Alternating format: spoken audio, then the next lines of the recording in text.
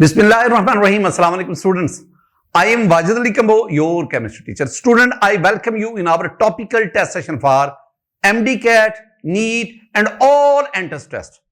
Student, topical test session में हम मुख्तलिफ टॉपिक से रेलेवेंट जो भी MCQs हैं, जो प्रीवियस एंट्रेंस टेस्ट हैं या पॉसिबल जो आ सकते हैं, हम उनको डिस्कस करते हैं। और मैं इस डिस्कशन के दौरान ना सिर्फ आपको स्टेटमेंट के मुताबिक आंसर बताता हूं, बल्कि मैं उसके अंदर छुपे हुए तमाम कॉन्सेप्ट, तमाम डाटा, तमाम शॉर्टकट वो भी आपके साथ शेयर करता हूं। तो आज का हमारा जो टॉपिक है वो थर्मोकेमिस्ट्री और उसका लेक्चर नंबर 2 है। तो आइए हम आगाज करते हैं। Given that carbon plus oxygen goes to carbon dioxide delta H minus X kilojoule, 2CO plus O2 goes to 2CO2 and delta H here is minus Y kilojoule. अब पूछा क्या जा रहा है? The enthalpy of formation of carbon monoxide will be. बात को समझने की कोशिश करना। इस किस्म के क्वेश्चन आपके लिए दर्द-ए-सर हो सकते हैं, खास तौर पर जो मेडिकल का स्टूडेंट है उसके लिए तो कैलकुलेशन जहां भी आती है उसके लिए बहुत मुश्किल होता है उसको टैकल करना। तो आइए हम इसको कैसे डिस्कस करते हैं। स्टूडेंट, आपके पास ना दो इक्वेशन दी गई हैं। इक्वेशन में आपसे कहा गया है कि आपके पास कार्बन है, ऑक्सीजन के साथ मिला, ये सॉलिड है, ये गैसियस स्टेट आ गया और कार्बन डाइऑक्साइड बन रहा है CO2, ये भी डेफिनेटली गैस है। और इसमें जो इंथैल्पी चेंज है डेल्टा H वो है -X किलो जाउल। ये पहली इक्वेशन है -X। और बिल्कुल इसी तरह दूसरी इक्वेशन क्या है कि 2CO कार्बन मोनोऑक्साइड है, ये ऑक्सीजन के साथ रिएक्शन करती है और आपके पास CO2 बनता है, this one is also a gas. और डेल्टा H जो यहां पे है वो -Y किलो जाउल है। ये दो चीजें, ये दो इंफॉर्मेशन आपको स्टेटमेंट में दी गई है। अब बल्कि यहां पे 2CO2 आता है, 2CO plus O2 after reaction 2CO2। अब वो पूछता क्या, वो कहता है बताएं कि अगर मेरे पास कार्बन मोनोऑक्साइड उसकी फॉर्मेशन CO, तो बताएं इसकी डेल्टा H नॉट F क्या होगी, ये पूछा गया। अब मेरी बात को सुनना, मैं पहले भी कई दफा आपको बता चुका हूं, आपको ये इक्वेशन डेवलप करनी है। पूछता क्या है, वो कहते हैं enthalpy of formation of carbon monoxide, इसकी इंथैल्पी ऑफ फॉर्मेशन बताएं। अब इंथैल्पी ऑफ फॉर्मेशन के लिए आपको क्या क्या चीज मद्देनजर रखनी है। अब ये नॉलेज आपका, अकल शुरू हुई, दानिश शुरू हुई। अब आपने एक इक्वेशन को एस्टेब्लिश करना अपनी तरफ से। कार्बन मोनोऑक्साइड में कौन कौन सी चीजें, कार्बन है और ऑक्सीजन है। आप क्या करेंगे, आप लेंगे carbon that must be in solid state plus oxygen इधर एक चाहिए, तो आपने हाफ O2 लेना है। हाफ O2 का मतलब है दो ऑक्सीजन नहीं, हाफ O2 का मतलब है you have a single oxygen. ये इक्वेशन है। आप कहेंगे सर कैसे, आप इस इक्वेशन को कैसे जस्टिफाई करते। मैं इंथैल्पी ऑफ फॉर्मेशन में आपसे बातें वाला क्या करता हूं, there must be a single product एक होना चाहिए और यहां पे एडिशनल प्रोडक्ट नहीं होना चाहिए। और दूसरी बात, वो प्रोडक्ट अपने एलिमेंट से बने। कार्बन मोनोऑक्साइड के दो एलिमेंट्स है, कार्बन और ऑक्सीजन। ये कार्बन आ गया, ऑक्सीजन हमारे पास मोलेकुलर फॉर्म में होती है, एलिमेंटल, वो जो मैंने आपसे कहा कि एलिमेंट दो तरह के होते हैं, तो ये मोलेकुलर फॉर्म में है। इसका मतलब है इस इक्वेशन में सिंगल प्रोडक्ट और वो अपने एलिमेंट से बन रहा है। और तीसरी में बात क्या करता हूं, और reactant side product should be in standard states. और ये गैस है, ये सॉलिड है, मैंने स्टैंडर्ड स्टेट में लिखा। अब ये तो इक्वेशन है, ये मुझे चाहिए। अब आपने करना बड़ा क्या है, आपने ऊपर वाली दोनों इक्वेशन इनको इस तरह मॉडिफाई करना है कि जब मैं इनको आपस में ऐड करूं तो मेरे पास ये बने। मॉडिफाई करना है। अब आप क्या करेंगे, मुझे ना लेफ्ट साइड पे कार्बन चाहिए, तो ऊपर वाली इक्वेशन में लेफ्ट साइड पे कार्बन है, आ गया। मैं ऊपर वाली इक्वेशन को बिल्कुल नहीं छेड़ूंगा, मैं उसको एज सच ही लूंगा। तो मैं ऊपर वाली इक्वेशन को लिख रहा हूं, मैं लिख रहा हूं उसे C प्लस O2, ये सॉलिड, ये गैस, और मेरे पास CO2 बना। मैंने ऊपर वाली इक्वेशन को बिल्कुल नहीं छेड़ा। और delta H here is -X kilo joule. It's okay. अब मुझे इधर हाफ O2 चाहिए और मुझे इधर CO चाहिए। अब मैं काम बड़ा क्या करूंगा, मैं इस CO को दूसरी तरफ ले जाना चाहता हूं, दूसरी तरफ। जब ये CO दूसरी तरफ जाएगा ना, ये दोनों दूसरी तरफ चले गए, ये CO2 इधर आ गया। लेकिन एक प्रॉब्लम है, मुझे तो CO सिंगल 1 मोल चाहिए, यहां तो 2 मोल है। तो मैं वाला काम क्या करूंगा, मैं ये वाला जो इक्वेशन है ना, इसको 2 पर डिवाइड करूंगा। जब मैं 2 पर डिवाइड करूंगा ना, इसको 2 पर डिवाइड किया, इसको 2 पर डिवाइड किया 1/2, इसको 2 पर डिवाइड किया और इसको भी किस पे डिवाइड करना, 2 पे। 2 पर डिवाइड करने के बाद ये खत्म हो गया, ये 1/2 आ गया, ये खत्म हो गया और ये -y/2 आ गया। 2 पर डिवाइड किया, आपके पास 1 मोल ये बना, हाफ मोल ये आ गया, 1 मोल ये बना। अब इसको उलट दे, उलट का मतलब है प्रोडक्ट रिएक्टेंट बन गया रिएक्टेंट। लेकिन जब आप उल्टेंगे तो ये डेल्टा एच माइनस की बजाय क्या हो जाएगा, प्लस। ये सारी बातें तो आपको आती चाहिए ना। तो अब मेरे पास ये क्या बना, अब मेरे पास ये CO2 इधर आ गया, CO2 ये गैस है, गोज टू, अब ये दूसरी तरफ चला गया, ये मेरे पास आ गया half O2 gas plus plus ये CO आ गया, कार्बन मोनोऑक्साइड, ये गैस। और डेल्टा एच यहां पे क्या आ गया स्टूडेंट, डेल्टा एच यहां पे आ गया +y/2 किलो जॉल।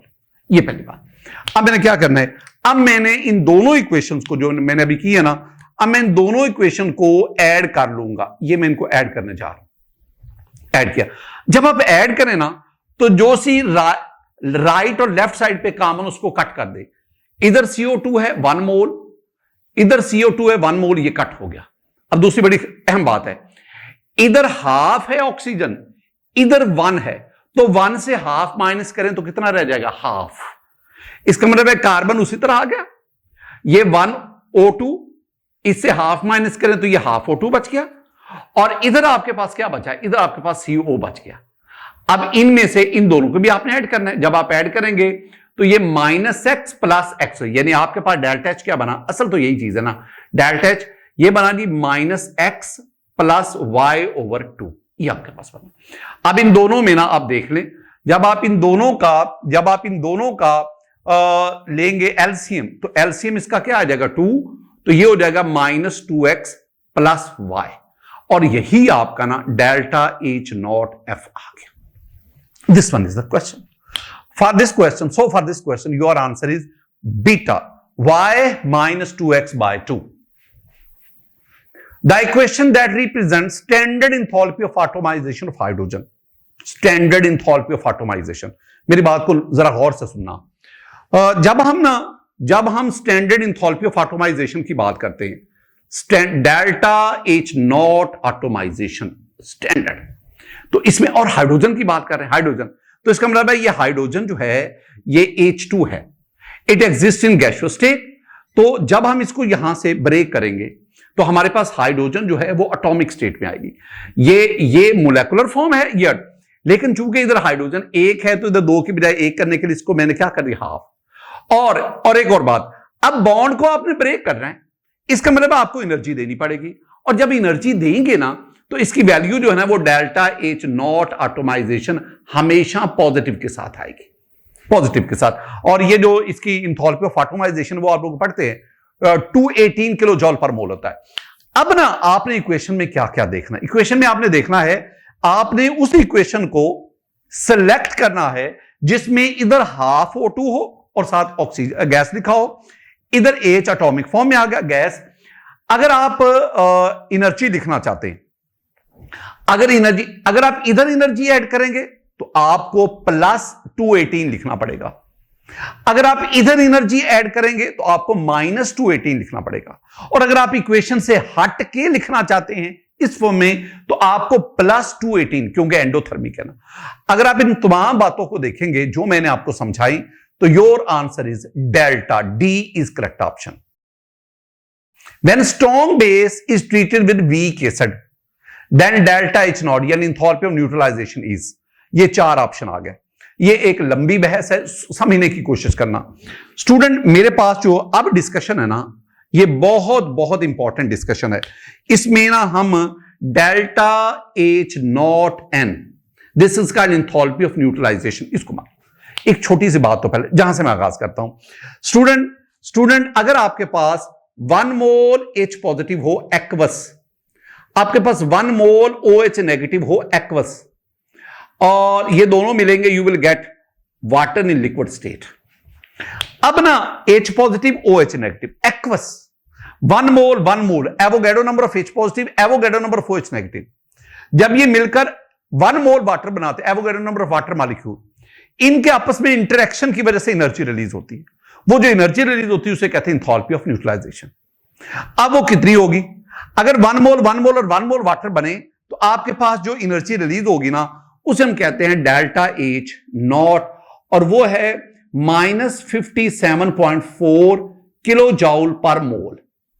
अगर आप कैलोरी में बात करना चाहते हैं ना, तो वो है -13.7 किलो कैलोरी पर मोल। ये आ गई। ये बात आपने समझी।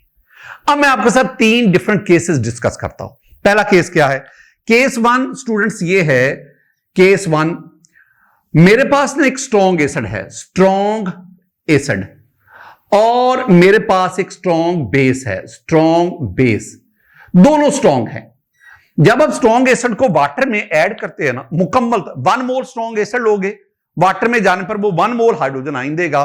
1 मोल स्ट्रॉन्ग बेस को वाटर में एक्वस सॉल्यूशन में डालोगे तो वो 1 मोल OH नेगेटिव देगा, क्योंकि strong acid strong base aqueous solution में मुकम्मल आयोनाइज हो जाते। तो अगर 1 मोल लेंगे तो वो मुकम्मल तौर पर आयोनाइज होगा और आपके पास 1 मोल वाटर बनेगा। इस दौरान जो एनर्जी रिलीज होगी वो इतनी ही है, जिसे मैं कह रहा हूं delta H not -57.4 kilo joule per मोल। इसको अब दूसरा केस, ये पहला केस आ गया। केस नंबर 2 को समझना। केस नंबर 2 है, मैं ना चेंज ये करता हूं, मैं ना दोनों में से एक स्ट्रॉन्ग लेता हूं, एक वीक लेता हूं। यानी मैं या तो स्ट्रॉन्ग एसिड लूंगा और उसका वीक बेस के साथ रिएक्शन करवाऊंगा, वीक बेस के साथ। दूसरा केस क्या है? दूसरा केस इसको उलट कर लो, आप वीक एसिड ले लो, स्ट्रॉन्ग बेस, यानी दोनों में से एसिड बेस में से एक स्ट्रॉन्ग है, एक वीक है। अब इन दोनों को मिलाओ। अब जो एंथैल्पी ऑफ न्यूट्रलाइजेशन होगी वो इतनी नहीं होगी, इससे कम होगी, कम होगी। आमतौर पर वो 55 किलो जॉल पर मोल इसके करीब करीब होती है। 55 यानी वो तकरीबन जो है, मैं अगर इसमें बात करूं तो वो -13 किलो जॉल किलो कैलोरी पर मोल इस कैटेगरी में आती है।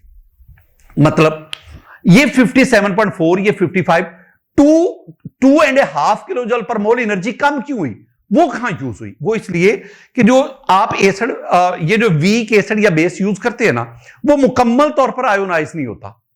उसको आयोनाइज करवाने के लिए मुकम्मल तौर पर आपको कुछ एनर्जी देनी पड़ती है। इसका मतलब है जो एनर्जी निकलती तो इतनी है, लेकिन उसमें से कुछ एनर्जी उसके दौरान कंपनसेट हो जाती है। अब तीसरी कैटेगरी क्या है? केस 3 है आपके पास।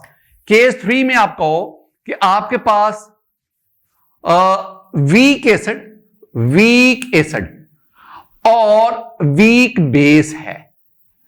एसिड भी वीक, बेस भी वीक। एसिड वीक, कोई एग्जांपल? हां, एसिटिक एसिड। कोई वीक बेस की example? Yes, ammonium hydroxide, calcium hydroxide, copper hydroxide, ये सारे वीक बेस हैं। इन दोनों का अब जो आपके पास एनर्जी रिलीज होगी ना, वो 55 से भी कम होगी। वो राउंड अबाउट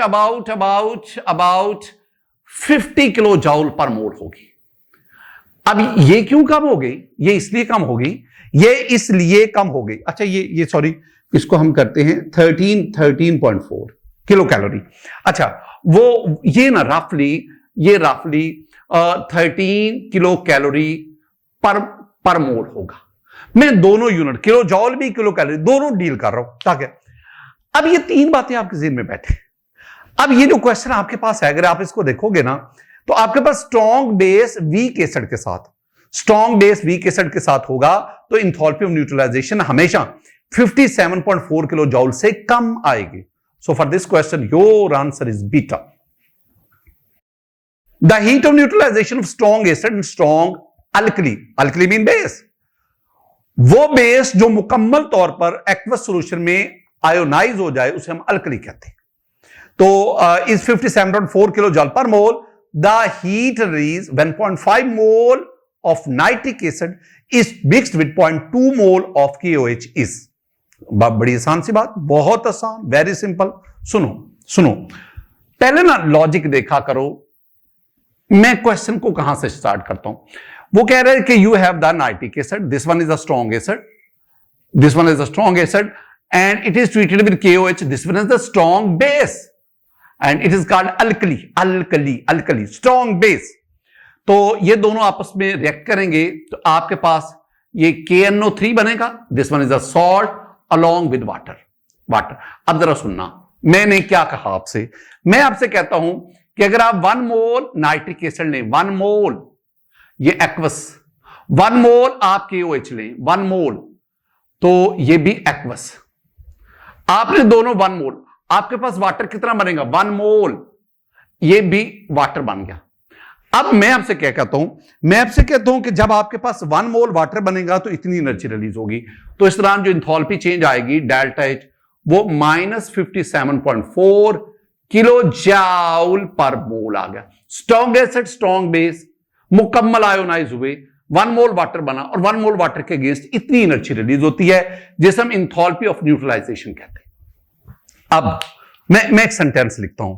मैं सेंटेंस ये लिखता हूं कि अगर 1 मोल वाटर प्रोड्यूस हो, 1 मोल, तो इतनी इंथैल्पी ऑफ न्यूट्रलाइजेशन होती है. तो मैं कहूंगा कि 1 मोल H2O produced and delta H0. मैं सिंपली लिखना क्या चाहता था, enthalpy of neutralization during the production of 1 mole of water. वो एक लंबा सेंटेंस हो जाना था. तो ये आ गई -57.4 किलो जाउल पर मोल. अब अगला सवाल क्या है कि ये तो स्टैंडर्ड हो गया ना. आपके स्टेटमेंट क्या कहते हैं, वो कहते हैं कि हमारे पास ये जो नाइट्रिक एसिड है ना, ये वाला HNO3, ये 0.5 मोल है, 0.5 मोल, और आपके पास जो KOH है, पोटेशियम हाइड्रोक्साइड, ये 0.2 मोल है. बेटा जी यहां से आप जरा गौर से सुनना, ये जो मैंने पहले लिखा है वो तो स्टैंडर्ड है जो मैंने आपसे डिस्कशन की है. अब ये वो स्टेटमेंट में दे रहे हैं. अब जरा देखना, वो स्टोइचियोमेट्री वाला, वो इक्वेशन को बैलेंस करना, लिमिटिंग रिएक्टेंट. अगर 1 मोल के साथ 1 मोल यूज हो रहा है ना, तो 0.5 के साथ इसको भी 0.5 यूज होगा. आप यूं कह लो, KOH का 1 मोल है तो नाइट्रिक एसिड भी 1 मोल यूज होता है. अगर KOH 0.2 होगा तो ये भी 0.2 यूज होगा, 0.2 यूज होगा. ये 0.5 है, इसका मतलब इसका 0.2 यूज हुआ, 0.3 मोल्स एक्सेस में पड़ा रहेगा. और एक्सेस में पड़ा होने की वजह से ये फिर आपके पास क्या कहलाएगा, लिमिटिंग रिएक्टेंट. अब मैं कहता हूं प्रोडक्ट बनता कितना है, जितना लिमिटिंग रिएक्टेंट, तो वाटर कितना बनेगा. अगर 1 मोल KOH हो तो वाटर 1 मोल बनता है, 1 से 1. अगर 0.2 मोल KOH होगा तो वाटर भी कितना बनेगा, 0.2.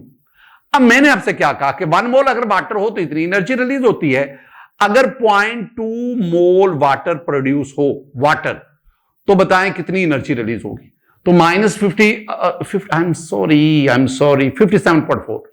तो अगर हम कहें ना कि -57.4 ओवर 1 मल्टीप्लाई बाय 0.2, इसको सॉल्व करोगे तो अगर मैं -57.4 को 0.2 से मल्टीप्लाई करूंगा तो मेरे पास जो आंसर आएगा ना, वो -11.4 किलो जाउल आएगा. अब साथ पर मोल नहीं लिखेंगे, मैं खास पर मोल तो ये ना कि अगर वाटर आपके पास 1 मोल बने, अब वाटर यहां 1 मोल तो नहीं बन रहा, यहां तो वाटर 0.2 मोल बन रहा है, इसलिए ये आपका आंसर आएगा. आप इसके साथ पर मोल नहीं लिखेंगे. Student, so for this question your answer is beta 11.4 kilo joule. Heat of neutralization is least when, ये हीट ऑफ न्यूट्रलाइजेशन कम किस में होगी, very simple, when we have weak acid and weak base. जब weak acid weak base का combination होगा तो heat of neutralisation सबसे कम होगी. अब ऑप्शन ए में देखें, sodium hydroxide, that is strong base, is neutralized by acetic acid, that is a weak acid. Strong base, weak acid. No. NaOH is neutralized by ACl. NaOH strong base, ACl strong acid. ये तो 57.4 आएगी. और ammonium hydroxide is neutral. Ammonium hydroxide is a weak base, while acetic acid is a weak acid.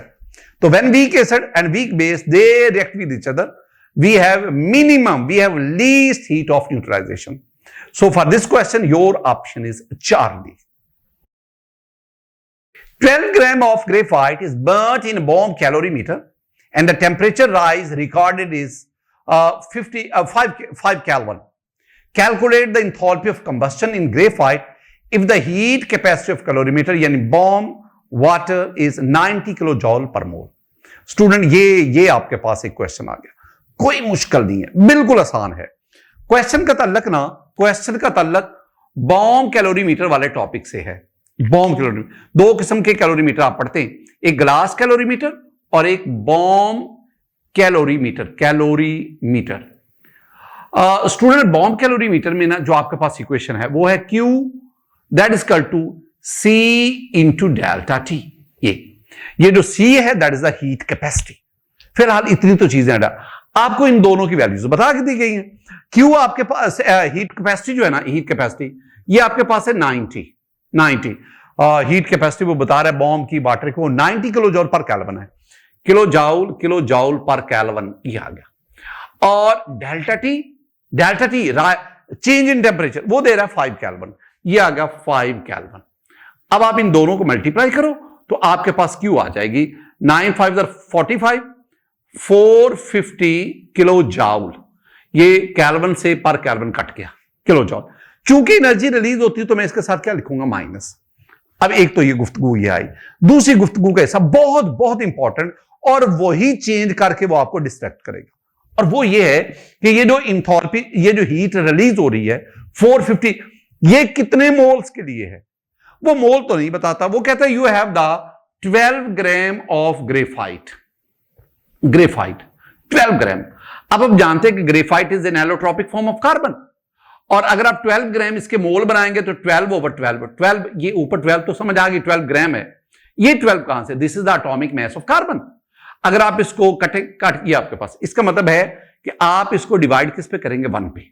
हां, अगर आपको 6 gram of graphite देता ना, 6 ग्राम, तो 6 डिवाइडेड बाय 12 तो आपके पास ये 1/2 हो जाएगा।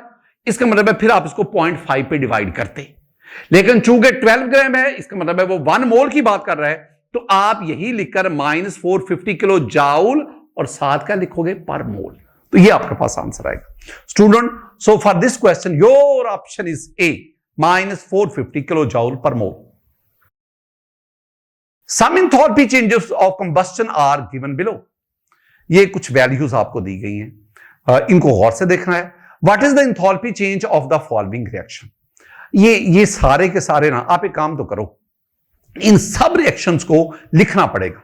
ऐसे तो मैं नहीं समझा पाऊंगा, मैं सब चीजों को लिखूंगा। देखिए इसमें आपके पास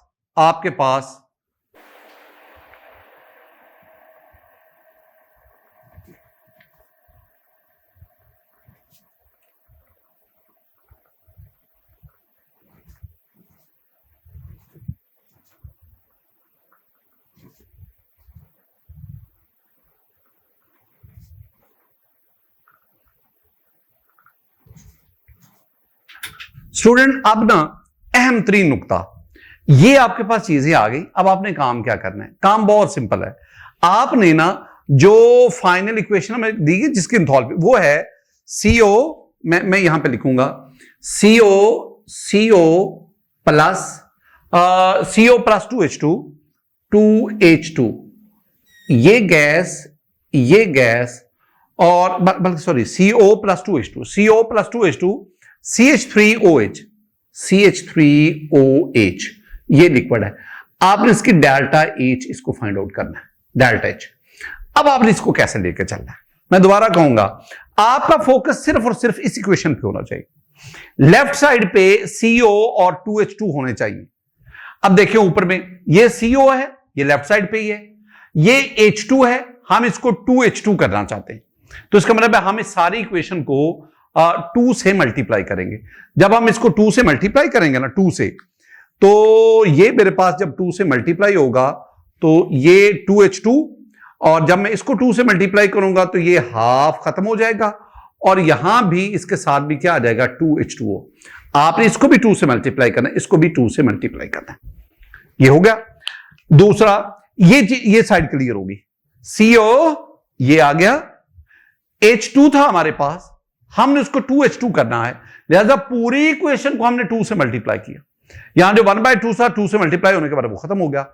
अब ये आपके पास है। अब तीसरी चीज क्या है, हमारी जो राइट साइड है वहां पे मेथानॉल मिथाइल अल्कोहल आना चाहिए, लेकिन हमारे पास अगर इसको देखोगे ना तो इसके तो लेफ्ट साइड पे मिथाइल अल्कोहल है। तो काम क्या करो, आप इसको उल्ट करके, इन्वर्ट करके ये रिएक्टेंट प्रोडक्ट बना दो, प्रोडक्ट रिएक्टेंट बना दो। अच्छा, क्या किया आपने? आपने ये किया, ये CO2 इधर आ गया, प्लस ये गैस है, प्लस 2H2O इधर गया, ये लिक्विड गोज टू ये आपके पास CH3OH ये आ गया, ये लिक्विड है, प्लस आपके पास ये 1.5 O2 आ गया, ये गैस है। अब ना जब आपने इस इक्वेशन को इसको इन्वर्ट किया, आपने रिएक्टेंट प्रोडक्ट रिएक्टेंट बना दिए, तो अब इसको भी इन्वर्ट करो। अब ये -750 नहीं होगा, अब इस केस में डेल्टा जो है वो प्लस 715 होगा। अब आपने इन तीनों इक्वेशन को आपस में ऐड कर देना, इन तीनों इक्वेशन को ऐड कर दो। जब आप ऐड करेंगे ना, तो अब भला क्या होगा, किस किस को, अब ये नहीं, ये तो बीच मैंने, अब क्या होगा कि इधर है ये ½ O2 और ये 1.5 एंड हाफ, ये हो गया 2 O2। तो आपके पास ये 2 O2 आ गया, और स्टूडेंट आई एम सॉरी, ये 1.5 O2 और ये 1 एंड ये 1.5, इसका मतलब ये वाले इससे कैंसिल आउट हो गए। दूसरी बात, ये 2H2O रिएक्टेंट साइड पे, ये 2H2O प्रोडक्ट साइड पे, ये आपने कैंसिल कर दिए। ये CO2 रिएक्टेंट साइड पे, ये CO2 प्रोडक्ट साइड पे, ठीक है। तो ये आपके पास अब फाइनल में आप देख रहे हैं कि जो जो चीजें आपके पास बचती, आई एम सॉरी, इसकी बजाय नहीं, इसकी बजाय इसको काट रहे हैं। अच्छा, अब फाइनल में आप देखते जाएं, इधर आपके पास क्या बचा, CO बचा, इधर आपके पास क्या बचा, 2H2 बचा, इधर आपके पास क्या बचा, इधर आपके पास ये मिथाइल अल्कोहल बचा। और अब इन तीनों को आप ऐड कर लें, आई एम सॉरी, इसको तो बीच में से वैसे ही निकालो ना, क्योंकि इसको मैंने मॉडिफाई करके ये लिया है। अब इनको ऐड कर लो, इसको 2 से मल्टीप्लाई करना है, जो आंसर आए उसमें इसको ऐड कर देना, फिर 715 में से माइनस कर देना। स्टूडेंट, जो आपके पास आंसर बने, ये अब कैलकुलेशन है, ये मुश्किल नहीं है, तो आपके पास जो आंसर बनेगा that will be beta -140 kilo joule per mole. Standard enthalpy of combustion of graphite at 25 degrees centigrade is -393.51 kilojoule per mole, and that of diamond is -395.41 kilojoule per mole. The enthalpy change for graphite is, answer इसका बहुत simple है, बड़ा आसानी से हम इसको accommodate करेंगे। जरा सुनना, वो कह रहे हैं कि क्वेश्चन ये हमारे पास आ गया, क्वेश्चन ये है कि हमारे पास ना ग्रेफाइट, मैं ना कार्बन के साथ G लिख देता हूं, ये ग्रेफाइट सॉलिड स्टेट पे, जब इसको हम कंबस्शन इसकी करवाएंगे, डेफिनेटली कार्बन डाइऑक्साइड बनेगा, और ये जो इंथॉल्पी ऑफ कंबस्शन है डेल्टा H0C, ये आ गया -393.51 किलो जूल पर मोल, ये आ गया इसके लिए। अब दूसरी बात, वो कहते हैं standard enthalpy combustion for diamond plus oxygen, combustion करवाएंगे ना, तो फिर ही मेरे पास कार्बन डाइऑक्साइड बनेगा, और डेल्टा H0C इसके लिए आएगा -395.41 किलो जूल पर मोल, ये आ गया। अब वो कहता है कि आप बताएं कि स्टैंड आपने ग्रेफाइट को यानी इंथॉल्पी चेंज फॉर ग्रेफाइट को आपने कन्वर्ट करना है डायमंड में, तो इसके लिए डेल्टा H क्या आएगी, ये आपने करना है। आसान सा पैरामीटर, आसान सा, वो क्या कि आपने ना लेफ्ट साइड पे ग्रेफाइट रखना है, तो ये ठीक है, इस इक्वेशन को मत छेड़ो, और आपने राइट साइड पे डायमंड को ले जाना है। इसका मतलब है ये जो इक्वेशन दूसरी है ना, इसको आप इन्वर्ट करेंगे, उल्टेंगे। उल्टने का मतलब है कि आप रिएक्टेंट को प्रोडक्ट बना देंगे, प्रोडक्ट को रिएक्टेंट कर देंगे, और डेल्टा H माइनस की बजाय इसको प्लस कर देंगे। और इसका मतलब है कि आपके पास एक तो इक्वेशन ये आ गई, और इसको इन्वर्ट करने के बाद ये आपके पास आ गया CO2 ये वाला, और गोज टू ये डायमंड प्लस ऑक्सीजन, ये आ गया। और अब डेल्टा H जो है ना, डेल्टा H ये आ जाएगा, अब ये कंबस्शन नहीं है, डेल्टा H अब ये आपके पास हो जाएगा +395.41 किलो जूल पर मोल, ये आपके पास आ गया। अब आपने ना इन दो इक्वेशंस को आपस में ऐड कर लेना है। अब ज़हन में एक बात रखनी है, अब ये इक्वेशन जो है ना, ये नहीं रही, ये तो खत्म होगी ना, इसको मैं इन्वर्ट कर दिया। अब आपके पास ये इक्वेशन है, ये इन दोनों को आपने ऐड करना है। अच्छा, ऐड करने से क्या मुराद है, जो लेफ्ट और राइट साइड पे चीजें उनको काट दें। इधर CO2 है, इधर CO2 है, ये कट गया, इधर O2 है, ये O2 है, कट गया। इधर क्या बचा, कार्बन ग्रेफाइट, इधर क्या बचा, कार्बन डायमंड, ये आपके पास बन गया। अब आपने इन दोनों को ऐड किया है ना, ऐड किया है, तो आप इस चीजों को भी ऐड कर लो। अब 395.41 395.41 इसमें से इसको माइनस कर दो, 393.51 इसको माइनस कर दो, तो 1 से 1 0, ये 14 से ये 9 आ गया, और इधर आपके पास ये 4 से 3 ये 1, यानी आपके पास 1.9 किलो जाउल पर मोल। चूंकि पॉजिटिव वाली वैल्यू बड़ी है तो इसी इसके साथ क्या आएगा, प्लस, तो आपके पास आंसर क्या है, प्लस 1.90 किलो जाउल पर मोल, ये आपके पास आंसर है। एक और चीज, ये तो सिंपल हो गया ना, यानी आपका आंसर तो आ गया। अगर आप अपने आंसर को देखेंगे तो आपका आंसर जो है दैट इज डेल्टा प्लस 1.90 भी ठीक है। अच्छा, अब दूसरी बात, मैं बात को यहां पे खत्म नहीं करूंगा, मैं 3-4 अहम 3 पॉइंट्स आपको बताऊंगा, जरा सुनना। अगर मैं ना इसी बात को जो ऊपर मैंने बयान की है, अगर मैं ग्राफ की सूरत में लाऊं ना, तो मेरे पास ये ग्राफ बनता है। ग्राफ में वही जिसमें आप पोटेंशियल एनर्जी को इधर लेते हैं, रिएक्शन इंटरमीडिएट वगैरह, रिएक्शन इंटरमीडिएट उसको इधर लेते हैं, वगैरह वगैरह जो भी है।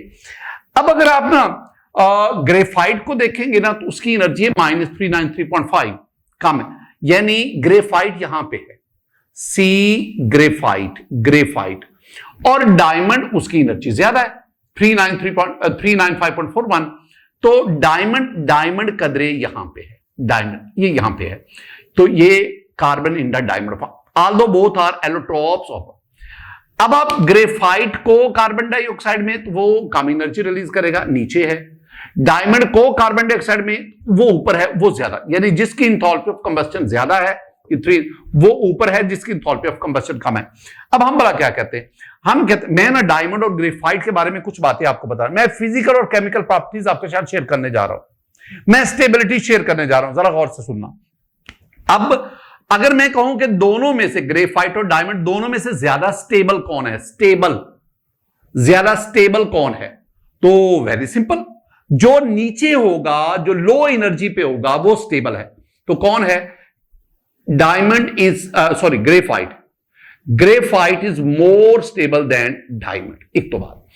अब रिएक्टिविटी की बात कर, reactivity is inversely proportional to stability, inversely, जो ज्यादा स्टेबल उसकी रिएक्टिविटी कम, जो कम स्टेबल उसकी रिएक्टिविटी ज्यादा।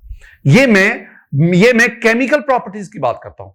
अब आप फिजिकल प्रॉपर्टीज पे चले जाए ना, फिजिकल प्रॉपर्टीज, तो फिजिकल प्रॉपर्टीज में आप ना हार्डनेस की बात करो, तो आप जानते हैं ना कि डायमंड जो है वो नेचुरली अकरिंग सब्सटेंसेस में हार्डेस्ट है, और graphite that is slippery to touch, soft है। लेकिन अगर आप मेल्टिंग बॉइलिंग पॉइंट की बात करेंगे, तो ग्रेफाइट का मेल्टिंग बॉइलिंग पॉइंट ज्यादा है, डायमंड का मेल्टिंग बॉइलिंग पॉइंट कम है। ये सारी बातें। एक और अहम तरीन नुकता, वो क्या है, अगर आप ग्रेफाइट को डायमंड में कन्वर्ट करना चाहते हैं, तो आपको एनर्जी देनी पड़ेगी। ग्रेफाइट को डायमंड में कन्वर्ट करना है तो इतनी एनर्जी देनी पड़ेगी। अगर आप डायमंड को ग्रेफाइट में लाएंगे तो इतनी एनर्जी रिलीज होगी। ये बात भी ज़हन। और अगर एक और बात, ये डायमंड और graphite both are allotropes of carbon. अब दोनों एलोट्रोप्स में से स्टेबल कौन है, ग्रेफाइट। एक अहम तरीन नुकता आखिरी, और वो क्या, जब आप किसी भी एलिमेंट की इंथैल्पी ऑफ फॉर्मेशन लेते हैं, तो आप उसकी मोस्ट स्टेबल फॉर्म की इंथैल्पी ऑफ फॉर्मेशन 0 लेते हैं। इसका मतलब हुआ ये जो delta H not F standard enthalpy of formation of graphite, इसको हम क्या लेंगे, इसको हम 0 लेंगे, 0 और delta H not of diamond, इसको हम क्या लेंगे, इसको हम यही 1.90 या 86 किलो जॉल पर मोल ये कंसीडर करेंगे। ये तमाम बातें आपके सेहन में। बिल्कुल इसी तरह जब आप सल्फर की बात करते हैं ना, तो सल्फर एक होता है सल्फर रोम्बिक, एक होता है सल्फर मोनोक्लिनिक। अब इन दोनों में से स्टेबल कौन सा है, रोम्बिक। और अगर आप इन दोनों की इंथैल्पी ऑफ फॉर्मेशन लेंगे तो रोम्बिक की इंथैल्पी ऑफ फॉर्मेशन आप क्या लेंगे, 0, और इसकी enthalpy of formation non zero होगी। ये सारी गुफ्तगू, इसमें मैंने सिर्फ एक पॉइंट डिस्कस नहीं किया, मैंने इसमें कई और बातें भी आपके गोश गुजार की। स्टूडेंट हम बढ़ते हैं नेक्स्ट क्वेश्चन की तरफ। Which one of the following enthalpy change is always exothermic? इनमें कौन सी इंथैल्पी चेंज हमेशा एक्सोथर्मिक है? अब इसमें ना एक है इंथैल्पी ऑफ एटमाइजेशन। अब याद रखना student 3-4 points. Delta H naught atomization ये हमेशा एंडोथर्मिक होती है। पॉजिटिव साइन का मतलब है ये हमेशा एंडोथर्मिक होती है। एंडोथर्मिक, किसी मॉलिक्यूल को तोड़कर एटम्स में लाना, you have to provide energy. और अगर वो होमोन्यूक्लियर डायटोमिक मॉलिक्यूल हो तो उस इंथैल्पी ऑफ एटमाइजेशन को हम बॉन्ड एनर्जी भी कहते हैं। ये जो मैंने बोला है ना सेंटेंस, ये अगर आप बहुत ज़हीन है ना, बहुत जीनियस है, तब आपको मेरे सेंटेंस की समझ आएगी। इसके बाद delta H not solution, enthalpy of solution ये पॉजिटिव भी हो सकती है, ये नेगेटिव भी हो सकती है। यानी बाज कंपाउंड के सॉल्यूशन बनते वक्त एनर्जी रिलीज होती है, बाद में अब्सॉर्ब होती है, पॉजिटिव नेगेटिव हो सकती है। Enthalpy of combustion delta H naught C, it is always with negative sign, it is always exothermic. मैं लफ्ज एक बोलता हूं, all combustion reactions are exothermic in nature, all combustion reaction are exothermic in nature. और enthalpy of formation ये जो delta H naught F है, delta H naught F student, it may be negative exothermic, it may be positive endothermic, कोई भी हो सकती है। अब क्वेश्चन क्या है कि बताएं कौन सा हमेशा एक्सोथर्मिक होगा? The answer is very simple, Charlie, enthalpy of combustion. Which of the following relation is not possible? ये बड़ा खूबसूरत क्वेश्चन है। ये जो ए है ना, this is actually the Hess's law. जो बी है that is very simple, C नहीं आ सकता। ये जो डेल्टा ई होता है, it is E2 minus E1, तो सी इज इनकरेक्ट। डी भी ठीक है, delta H that is to delta E plus P delta V, या delta H that is to delta E plus delta N R T, दोनों में से कोई एक। So for this question your answer is Charlie. Enthalpy change, standard enthalpy of alumina cannot be measured experimentally because, यहां भी बड़ा ना खूबसूरत बात है, जरा सुनना। ये मेरे पास ना क्वेश्चन है कि standard enthalpy of alumina, aluminium oxygen से रिएक्शन करेगा, एल्यूमिना बनेगा Al2O3। इस दौरान जो डेल्टा एच है उसकी बात हो रही है, स्टैंडर्ड इंथैल्पी। अब ना अगर आप इसको करेंगे तो ये 2 आ जाएगा, ये 4 है, ये 3 आ जाएगा, ये बैलेंस हो गया। अब वो कहता है कि स्टैंडर्ड इंथैल्पी ऑफ एल्यूमिना, इसको आप एक्सपेरिमेंटली मेजर नहीं कर सकते। मैं मजीद क्वेश्चन को क्लियर करता हूं, ये आपके पास एल्यूमिनियम है, ये एल्यूमिनियम की एक शीट है, ये सारे एल्यूमिनियम एटम, हवा में ऑक्सीजन मौजूद है, ये एल्यूमिनियम आ गया, हवा में ऑक्सीजन है, वो ऑक्सीजन आके एल्यूमिनियम के साथ रिएक्शन करती है, और ऊपर वाले जो एटम हैं एल्यूमिनियम के, वो एल्यूमिना में कन्वर्ट होते जा रहे हैं। अब ये जो एल्यूमिना बनता है, this one is a thick protective layer, ये पूरे एल्यूमिनियम को ऊपर से कवर कर, नॉन पोरस है, इसमें मजीद ऑक्सीजन नीचे एल्यूमिनियम के साथ रिएक्शन नहीं कर पाती। जब तक सारे का सारा एल्यूमिनियम ऑक्सीजन के साथ मिलकर एल्यूमिना नहीं बनाता, हम प्रैक्टिकली इसकी डेल्टा एच मालूम नहीं कर सकते। तो इसका मतलब है ये एल्यूमिना की जो प्रोटेक्टिव लेयर है, ये एल्यूमिनियम को कवर कर देती है, जिसकी बदौलत मजीद ऑक्सीजन एल्यूमिनियम मेटल के साथ रिएक्शन नहीं कर पाती। एक्सपेरिमेंटली याद रखना, एक्सपेरिमेंटली ऐसे रिएक्शन जो सिंगल स्टेप में होते हैं, उनकी हम इंथैल्पी चेंज उसको मेजर कर सकते हैं। लेकिन अगर वो रिएक्शन जो बहुत स्लो है, जो बहुत फास्ट है, या जो मोर देन 1 स्टेप में होते हैं, हम उनकी experimentally practically enthalpy change measure नहीं कर सकते। उसके लिए भी यूज द हेसिस लॉ। इसका मतलब है इसकी भी इंथैल्पी चेंज प्रैक्टिकली नहीं, एक्सपेरिमेंटली नहीं, you will find this delta H by Hess's law. Student, so for this question your answer is beta. Combustion of graphite to form carbon dioxide can be done by 2 ways। Reactions are given, ये 3 reactions है, बहुत simple. जरा देखना reaction क्या है। पहले reaction क्या है कि कार्बन जो है ग्रेफाइट, ये ऑक्सीजन से मिला, कार्बन डाइऑक्साइड बना, CO2 बना। ये सॉलिड, ये गैस और ये भी गैस, मुझे ये लिखना पड़ता है, इसकी जरूरत पड़ती है। ये डेल्टा एच है, सिंगल स्टेप रिएक्शन होगा, डेल्टा एच सिंगल स्टेप। 393.7 393.7 जब हम डिस्कस कर रहे होते तो कभी कुछ वैल्यू आ जाती, कभी कुछ वैल्यू आ जाती। तो पहले हमने 393.41 पढ़ा, अब 7 आ गया, चलें क्लोज तो है। दूसरा मेरे पास ये सिंगल स्टेप हुआ, कार्बन ऑक्सीजन से कार्बन डाइऑक्साइड बना। दूसरा क्या है? दूसरा ये है कि कार्बन जो है वो ऑक्सीजन से मिलेगा, कार्बन ऑक्सीजन के साथ, और ये हाफ है, हाफ मोल के साथ मिलेगा। ये सॉलिड, ये गैस, और आपके पास कार्बन मोनोऑक्साइड बनेगा। इसकी डेल्टा एच जो है ना वो 1 कह लो, ये हम जानना चाहते हैं। दूसरा क्या है? ये जो कार्बन मोनोऑक्साइड बना, ये हाफ ऑक्सीजन से मिलेगा, हाफ ऑक्सीजन से, और ये मेरे पास कार्बन डाइऑक्साइड बन जाएगा। ये बन गया जी CO2, और इसकी जो है डेल्टा एच उसे आप 2 कह लें, that is -283 kilo joule per मोल। अब जरा सुनना, ये जो ऊपर है ना, ये सिंगल स्टेप रिएक्शन है, सिंगल स्टेप, और इंथैल्पी चेंज डेल्टा एच। ये अगर इसी रिएक्शन को, ये जो ऊपर हुआ है, अगर आप उसको एक्चुअली देखें तो ये 2 स्टेप्स में होता है। पहले कार्बन 1 मोल नहीं, हाफ मोल ऑक्सीजन से मिलेगा, कार्बन मोनोऑक्साइड बनेगा। वो जो कार्बन मोनोऑक्साइड बना वो मजीद हाफ मोल ऑक्सीजन से मिलेगा, फिर कार्बन डाइऑक्साइड बनता है।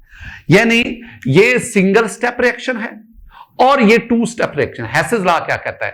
हैसेस लॉ वो कहता है कि इस सिंगल स्टेप में जो एनर्जी चेंज आई delta H, that is equal to the sum of these two, delta H1 plus delta H2। अब हमें क्या कहा गया? हमें इसको फाइंड आउट करने का। डेल्टा H1 तो ये उधर जाके माइनस हो जाएगा, तो delta H1 that is equal to delta H minus delta H2। अब डेल्टा H कितना है? -393.7।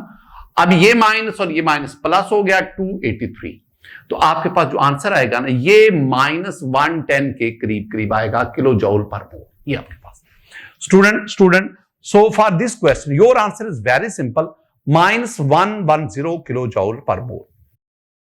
Born-Haber cycle is used to determine the lattice energy of any compound. Yes, it is an application of, very simple, Born-Haber cycle is an application of Hess's law. So for this question your answer is Charlie. Which of the following substances has lower lattice energy? Lattice energy इससे question है, जरा सुनना। Lattice energy, ये हमारा question आ गया, और question का ताल्लुक है लैटिस एनर्जी से। लैटिस एनर्जी स्टूडेंट, मैं लैटिस एनर्जी को डेल्टा H नॉट लैटिस कहता हूं।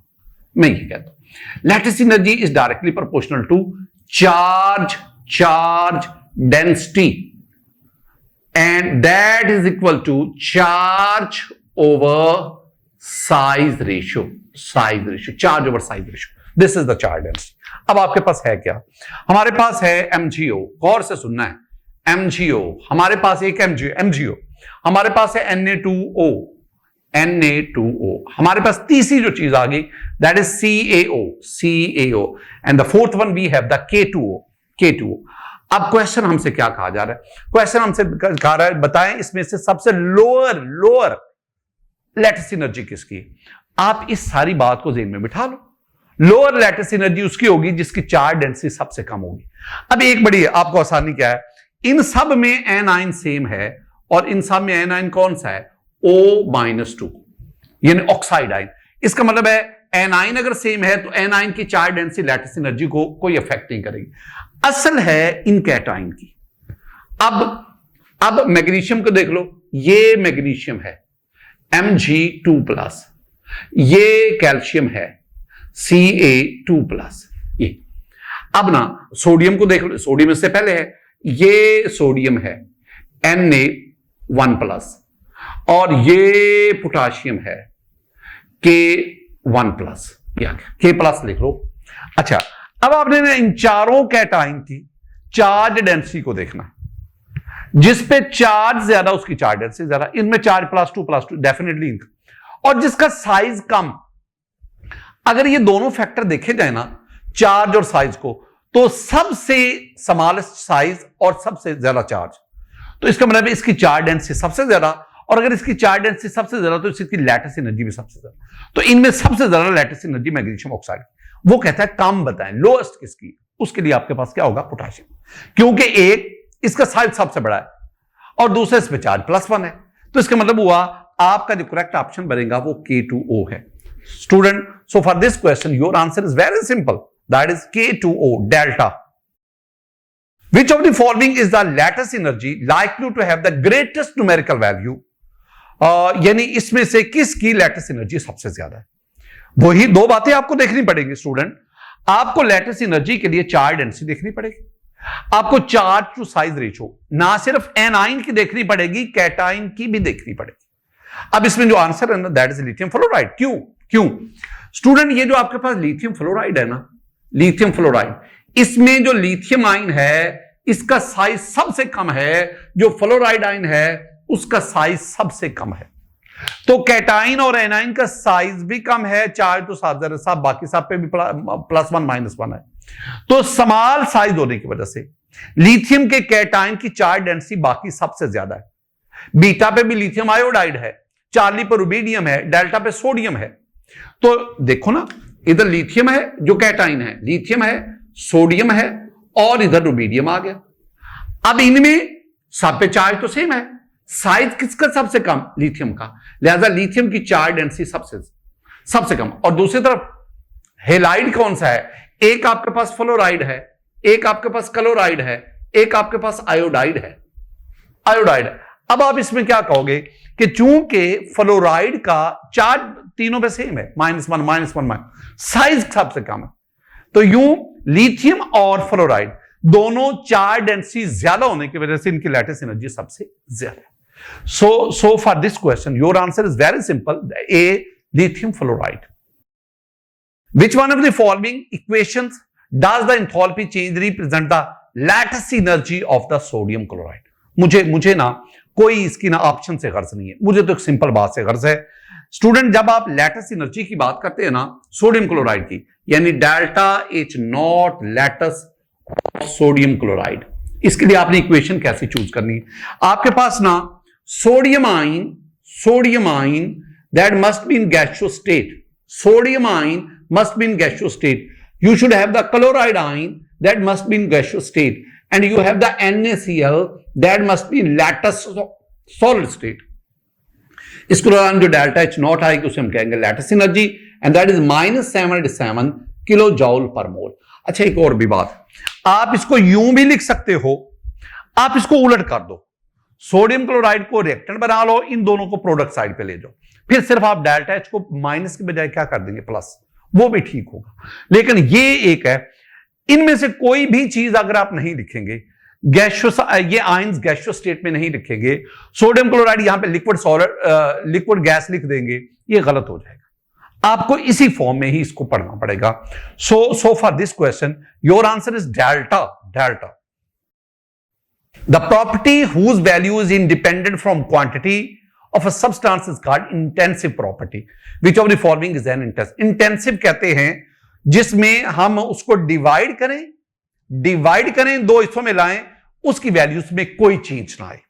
मसलन आप एक कंटेनर में गैस लेते हैं, गैस का प्रेशर 10 एटमॉस्फेयर, आप उसको दो हिस्सों में डिवाइड कर देते, फिर भी दोनों कंटेनर में उसका प्रेशर 10 एटमॉस्फेयर ही रहेगा, तो इसे हम कहते हैं दैट इज इंटेंसिव। इनमें जो आपके पास ऑप्शन है वो बहुत क्लियर है, दैट इज प्रेशर। स्टूडेंट, हमारा ये था आज का लेक्चर जिसमें हमने थर्मोकेमिस्ट्री के सेकंड पार्ट इसको डिस्कस किया। मेरी दुआएं हमेशा आपके साथ होती हैं। अल्लाह ताला आप पर अपना खसूसी फजल फरमाए। अल्लाह ताला हम सबसे राजी हो। अस्सलाम वालेकुम व रहमतुल्लाह।